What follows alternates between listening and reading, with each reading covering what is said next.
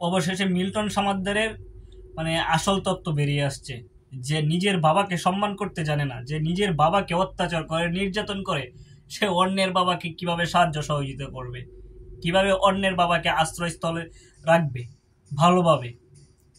সে তার উদ্দেশ্যই ছিল মানে প্রবাসীদের টাকা আত্মসাৎ করে, প্রবাসীদেরকে মানে ভুলভাল বুঝিয়ে, প্রবাসীদেরকে কিছু মানে ইমোশনাল ভিডিও দেখিয়ে প্রবাসীদের কাছ থেকে টাকা আত্মসাৎ করে সে কিছু গরিব অসহায় মানুষদেরকে রাস্তা থেকে তুলে আনছে, তুলে এনে এখানে আশ্রয় দিয়েছে। আমাদের আশ্রয় দেওয়ার উদ্দেশ্যটা হচ্ছে মানে প্রবাসীদেরকে দেখানো যে আমি এই এই কাজগুলো করতেছি, এই ভালো কাজগুলো করতেছি।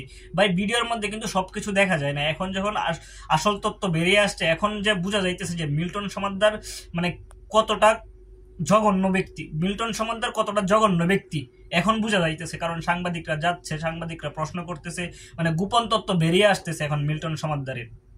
কারণ কেন প্রবাসীরা কিন্তু এই সব ইমোশনাল, আমরা প্রবাসী যারা আছি এমনিতে, আমরা যারা প্রবাসী আছি এমনিতে পরিবারের প্রতি অনেক টান থাকে, ফ্যামিলির প্রতি টান থাকে, দেশের প্রতি একটা মায়া থাকে। প্রবাসী যারা আসেন নাই তারা বুঝবেন না, প্রবাসী যারা আসছেন তারা বুঝবেন যে প্রত্যেকটা প্রবাসীদের দেশের প্রতি কি একটা টান, দেশের প্রতি কি একটা মায়া মহব্বত, দেশের একটা, আমাদের গ্রামের যদি কেউ একজন বিপদে পড়ে আমরা কিভাবে এগিয়ে যাই, এটা আমি না প্রত্যেকটা প্রবাসী এগিয়ে যাইব।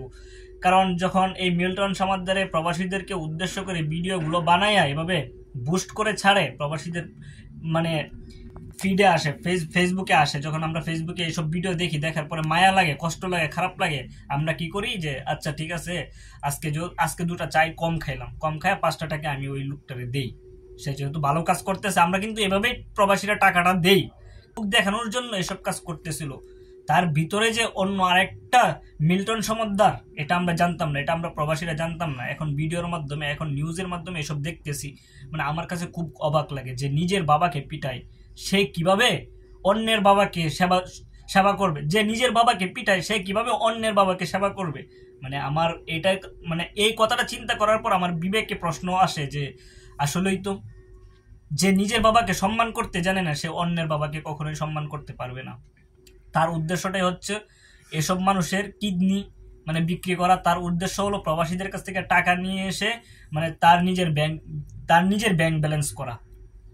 তার ঢাকা শহরে কয়েকটা বাড়ি আছে তার নামে, তার বউয়ের নামে আছে, তার ওয়াইফের নামে আছে, তারও আরো যারা নিকটবর্তী আত্মীয় স্বজন আছে তাদের নামে আছে।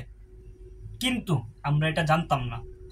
আমাদের কাছ থেকে বলা হইতো কি যে এসব মানুষদের খাবারের টাকা, এসব মানুষদের ওষুধের টাকা, কিন্তু আজ পর্যন্ত এই জায়গায়, এই প্রতিষ্ঠানের মধ্যে চিল্ড অ্যান্ড ওল্ড এজ কেয়ারের মধ্যে সেই মিল্টন সমাদ্দার সে ওইখানের মুরব্বী মানুষের গায়ে হাত দিত, মহিলাদের গায়ে হাত দিত।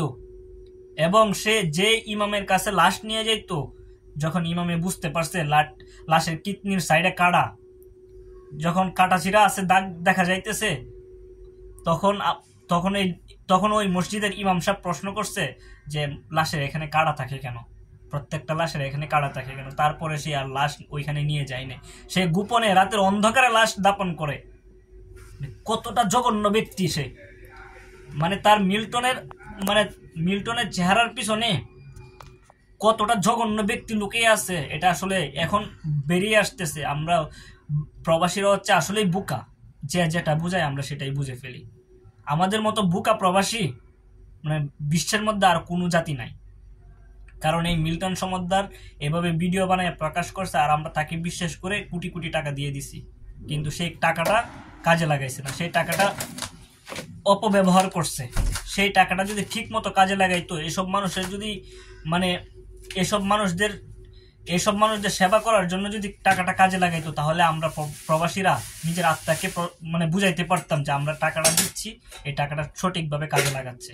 কিন্তু সে তো এই টাকাটা কাজে লাগাই না, সে নিজেকে ভালো রাখার জন্য, নিজেকে প্রতিষ্ঠা করার জন্য, নিজের ব্যাংক ব্যালেন্স করার জন্য এই টাকাটা এভাবে আত্মসাৎ করছে। প্রবাসী ভাইয়েরা আপনারা সাহায্য সহযোগিতা করেন, কাদেরকে করবেন? আপনার নিকটবর্তী আত্মীয় স্বজনরে করেন। আপনার ভাই একটা গরিব, 5টা টাকা 10টা টাকা ওই গরিব ভাইটাকে দেন।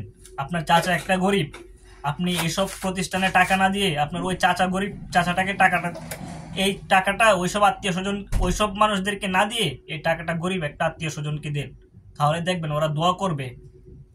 ঠিক আছে। আর এসব ভাবে টাকা দিবেন, এসব মানে সেলিব্রিটি দেখে টাকা দিবেন, মানে মানবতার ফেরিওয়ালা দেখে টাকা দিবেন, দেখবেন ওইসব টাকা 1 টাকাও মানে তারা কাজে লাগাবেন। হয়তো বা লুক দেখানোর জন্য, ভিডিও বানানোর জন্য কিছু টাকা কাজে লাগাতে পারে, কিন্তু বাকিটা এসে তার নিজের ব্যাংক ব্যালেন্সে যাবে। আর না হয় কি করবেন জানেন, আপনারা যদি একা যদি 100 টাকা 200 টাকা দিতে যদি সমস্যা হয়, মানে নিজের বিবেকেও আমরা যারা প্রবাসী আছি, মানে 10 টাকা 15 টাকা দিতে খুব কষ্ট লাগে, মানে কেমন একটা দেখাই, 500 টাকা দিয়ে আমি একটা প্রবাসী মানুষ একজন দান করবো, এটা কেমন দেখায়।